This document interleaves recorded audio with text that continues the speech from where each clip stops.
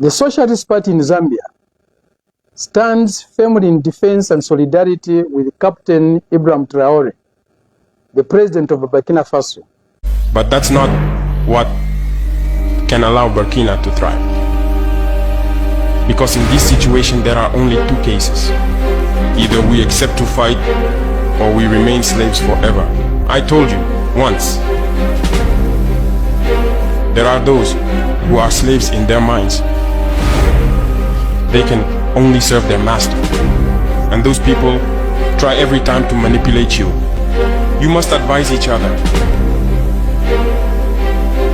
Because every situation can be exploited by these enemies of the nation to try to discourage you, to demotivate you. The Socialist Party in Zambia stands firmly in defense and solidarity with Captain Ibrahim Traoré, the President of Burkina Faso, and with the brave and upright people of that revolutionary nation.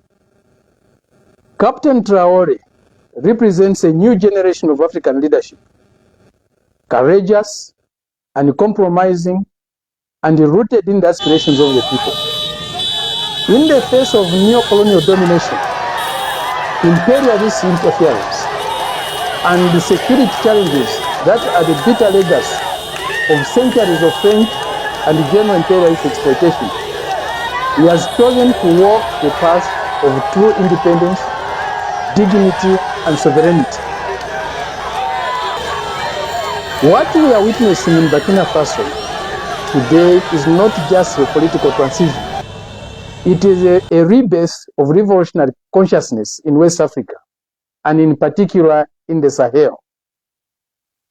President Traoré's bold stance against foreign domination and his commitment to reclaiming national resources for the benefit of his people are acts of immense historical significance. We condemn all attempts, covert or overt, to destabilize or undermine this progressive and patriotic leadership. Africa must be allowed to shape its own destiny, free from dictates of former colonial powers or their agents. Captain Traoré is not alone. Across the continent and the global south, there is a growing awakeness arising from the tide of people and movements who refuse to be slaves in their own lands. The struggle of Burkina Faso is the struggle of all Africans who yearn for justice, equality, and control over their futures. We call on all progressive forces across Africa and the world to stand with President Traoré and the people of Burkina Faso. Let's unite in defense of sovereignty, self-determination, and a new Africa arising from the ashes of imperialism. How long shall we allow them to kill our revolutionary leaders? They toppled Nkrumah. They killed Amilcar Cabral. They killed Thomas Sankara. They killed Chris Hani. They killed Patrice Lumumba. They assassinated Muammar Gaddafi. How long should we allow them to continue killing our leaders, our revolutionary leaders? Let's ensure that Captain Traoré lives to see the revolutionary process taking place in Burkina Faso today bearing fruits. Long live Captain Ibrahim Traoré. Long live the revolution in Burkina Faso. Long live the African spirit of solidarity, and long live the socialist project. Our country has been in a very complicated system. Most of you who are young like me, we were born into this system. But that's not what can allow Burkina to thrive. Because in this situation there are only two cases. Either we accept to fight or we remain slaves forever. I told you once.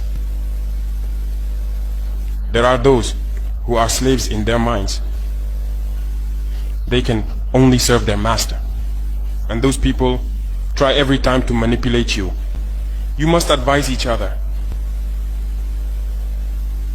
Because every situation can be exploited by these enemies of the nation to try to discourage you, to demotivate you. So you must advise each other and not pay attention to certain remarks, even on some media. Not everyone is obliged to be patriotic. You are the first patriots.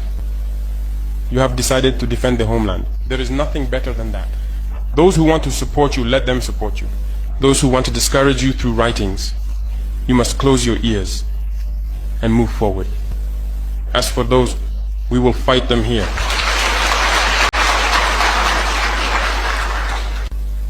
So, we must remember something. Recently, there is a so-called NGO. It's not even an NGO.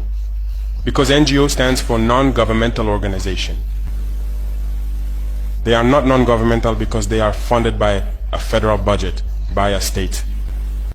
This so-called NGO produces reports claiming that the FDS and the VDP commit abuses. It went in here, it came out there. It's to tarnish your morale. It's to scare you, to prevent you from being able to fight. No. Moreover, we are going to file a complaint against this NGO because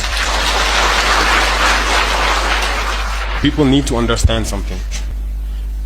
What is happening to us here? It's true that they have manipulated part of our populations in the Sahel here, but they didn't have that kind of weaponry. What brought such significant weaponry into their ranks? It's Libya. Who destroyed Libya?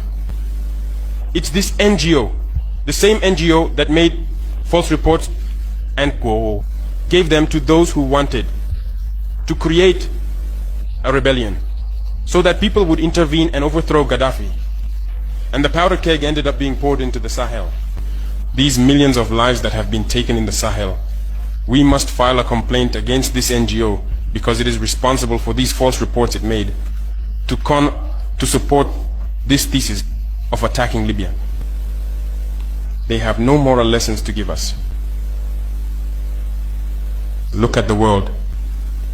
Let them go defend human rights all over the world first before coming here. We are fortunate to have similar situations. In this world, you voluntarily committed yourselves. There are countries where people are forcibly taken, killed. You leave or you die. Others, even while trying to flee, end up dying. They don't talk about human rights because these people see us as subhumans. They see us as slaves. That's how it is in their minds. They have never changed their mindset, but it's up to us to show them that we are not slaves and we will never accept it.